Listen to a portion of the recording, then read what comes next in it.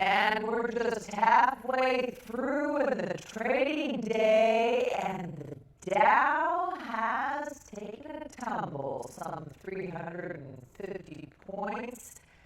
Mixed economic data and poor earning data seem to be dragging the stocks down. But what will the rest of the day hold? Hello, everyone. I'm Michelle Franson in New York, here to try and make sense of a little bit of this. Jeff Mackey of Yahoo Finance. Hi, Jeff.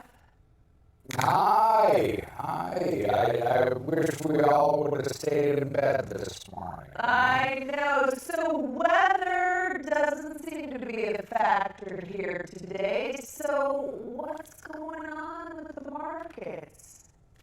Well, it looks worse than it might in fact be under the surface. The Dow Jones Industrial Average is down as much as just almost 400 points, which is a huge, big headline.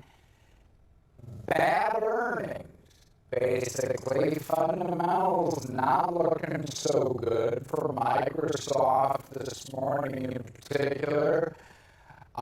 Caterpillar, another company that came on disappointed, those shares getting smacked around by about 10%.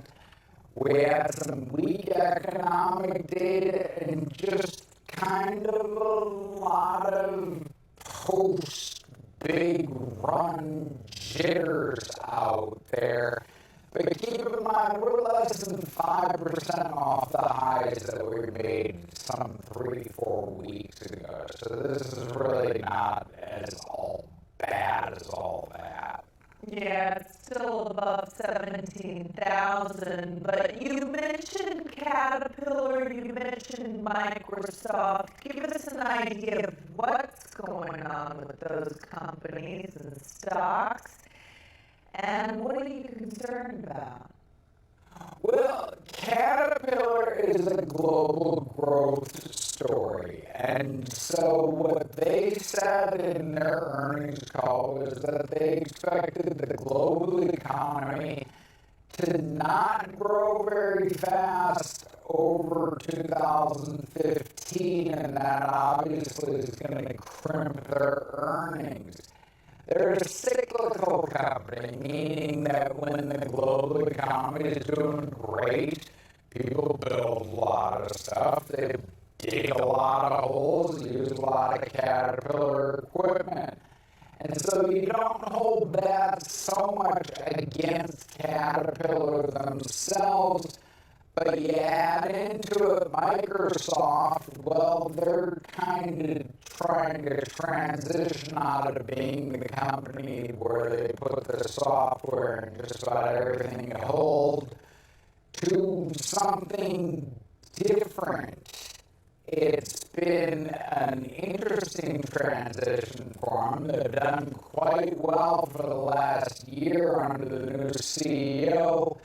But the honeymoon's over a little bit, and now it's time for the company to start put up some real numbers, and they're just not seeing it happen either. It's really, when you get right down to it, it's the global economy is not giving the U.S. multinationals that buffer that they need to take advantage of a still fairly decent economy in the United States.